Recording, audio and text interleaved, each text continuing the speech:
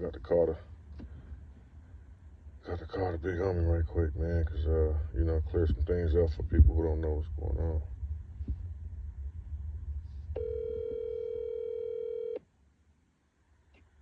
Hey, Hey, big homie. yeah, So yesterday, homie, I posted that audio, and yeah. you know, you got a few people from the new generation don't be understanding about all these cars and all that, man. It was like a little second where you said something like rolling 20 insane. That was kind of when I asked you, because I'm from this generation. I asked you, I'm like, hold on, where you from? So just what's going on with that? Because a lot of people don't Listen, know. listen, listen. So, in our neighborhood on the east, I'm from the east side. I was born on the east side at St. Mary's. I'm from Salt Lake Avenue. I grew up on Salt Lake Avenue. You understand what I'm saying? I never was from 21st Street. I was out there when the homies started doing the 2-1 thing, but I'm from Salt Lake Avenue. All my homies that grew up, I mentioned the older homie before who had just had a 60th birthday. We don't really have to go no farther than that. I grew up on the same street as some of the dudes who rapping and whatnot now that represent Long Beach. You see what I'm saying? So I'm not even trying to prove none of that because really, bro, I don't even subscribe. I don't even subscribe to that gang ideology no more. Those are just the facts. You're not gonna see me with a blue flag out my pocket or none of that, bro. I don't mix apples. I don't play that. But when it come down to the history and me saying that I mashed up on a boy Scooter that was from Old Hood at the time, this dude was from Old Hood and he had jumped a car. So when we come to jail, Long Beach, you got to remember, the insanes in the 20s, that thing didn't really go bad until after 87. I went to jail in January of 87. I was 17. Whoa. So I see niggas in your comments talking about who is cuz and I never heard of you before. Nigga, you never was from the turf in the beginning. What are you talking about? What you mean you don't know me? Nigga, the question is, how did this nigga do 34 but he don't know you? You asking the wrong questions. That's how we should be really looking at this. We should just look, listen, and learn, brother, from this. We shouldn't be sitting here saying, what is dude? Did he produce the paperwork? Did he have paperwork? No. He didn't, but he was accusing another person of a rat. So when it comes down to what I was saying, I'm not speaking from the peripheral. And I heard a dude say, oh, well, it's enemies, and you got enemies speaking on. First and foremost, if you in the penitentiary, that's the closest thing that Crips got to unity. Homies was homies, even though they had beefs and niggas is running out of 60s is running out of line on niggas from A-Trade Gangster, niggas running out of line in LP and Central and all these Swans and East Coast and everybody going at each other. But once you got to the level 4, the institution, that was a different ball game. So my homies, the Insanes in the 20s, come from out the same seed, bro. There was no way you finna get off on a dub and I'll stand there from Insane, I'll let you. No way I'm from the dub and I'll let you get off on a nigga from Insane. I never did the Hussein thing, bro. I was always cool with the Hoovers. I learned a lot from the groove. But as far as it come down to who I was loyal to, bro, I was loyal to the Insane 20 thing because that's how I grew up. SOS's, TR, that's how I grew up. So when you're talking about when I went to jail in 87. So the new generation, man, you can't apply what you're talking about to us back then. One guy talking about his daddy, an OG from, man, you 41. When I left the street, how old was you? What is you talking about? You should just hold your pussy sucker. You never been to the 4. You never been at Calipat. You never been to none of them spots. You never was locked up like that. So why did you come out and try to say what this is?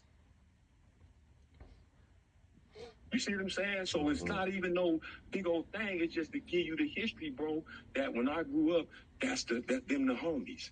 So I never went bad on the Dubs. I never went bad on nobody. You see what I'm saying? I never pushed that. You see what I'm saying? If they into it, we into it. But then you had certain homies that wanted to link up and go that way. I didn't do that. And in the pen, our car didn't do that on the level 4 where I was on the yard.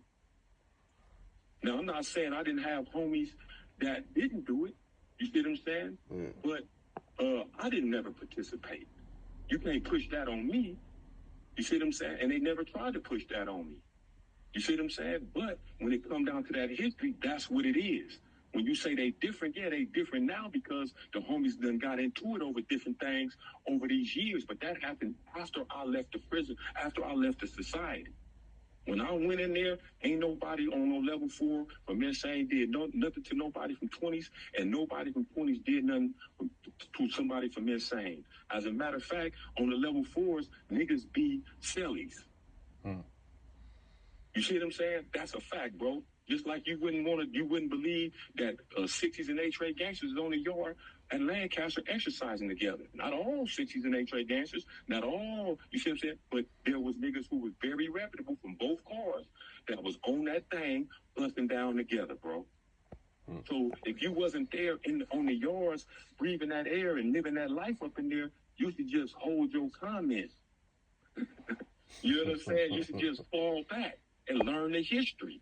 Ask somebody. All you dudes, them dudes wasn't in prison. You dudes ain't been gone for no hella long years. Or ask your G homies. Ask them. Hey man, was this true then? Yeah, okay, well that's what I'm speaking to. Whatever's going on now, bro, I don't comment on that. I would love for the homies to get together and but that ain't what's happening. You see what I'm saying? So don't think that, oh, I'm just some dude who just made a comment or nah, bro, we just talking about, we was called snitch harborers. You know, you said you harboring a snitch in one of your first interviews.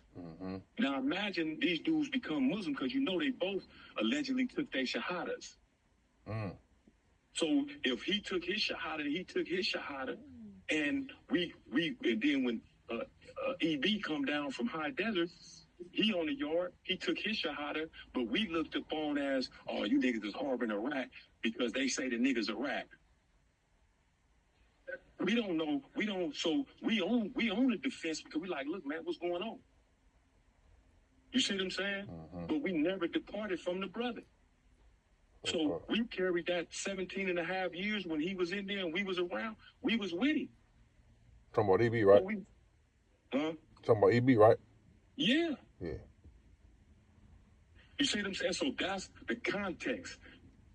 Information without context leads to confusion. If the man had never told me that, we wouldn't be on the phone. If the man had never told me he was going to get a paperwork, it wouldn't be on the phone. If Edwin had never came back and showed everybody that paperwork, we wouldn't be on the phone. How was that possible that you could tell me something, bring me into it? Okay, you say I'm from the enemy set. Remember, I told you that from the beginning. Remember, bro, I was from insane. So how were we partners? How were all your older homies, reputable, legendary niggas from the 60s, is kicking it with this dude? Well, that just go to show you that's how prison was. Of course I got nourishment and treatment and growth from my own homies. Of course. They gave me the most. They gave me the best. But that's not to say that I didn't learn from everybody that was in the penitentiary with us. I never walked off no main line, bro. When I hung up my flag on the yard, on the main line, my homies wasn't, they was mad because I was departing from the group, but not because I was getting better. They wanted to see me grow. So nobody ever was like, oh, that nigga ain't moved. I never had any of that, bro. I'm in good stand. I got a homie, man, that just got out. I just sent it the whole interview. I'm in good standing with my generation. And even if I wasn't, I didn't go out snitching. I didn't go out running away from nobody or nothing. So that's why I say I'm not the type of dude that I gotta tap in or check in. That's for those who still pushing that line. I don't push that line no more.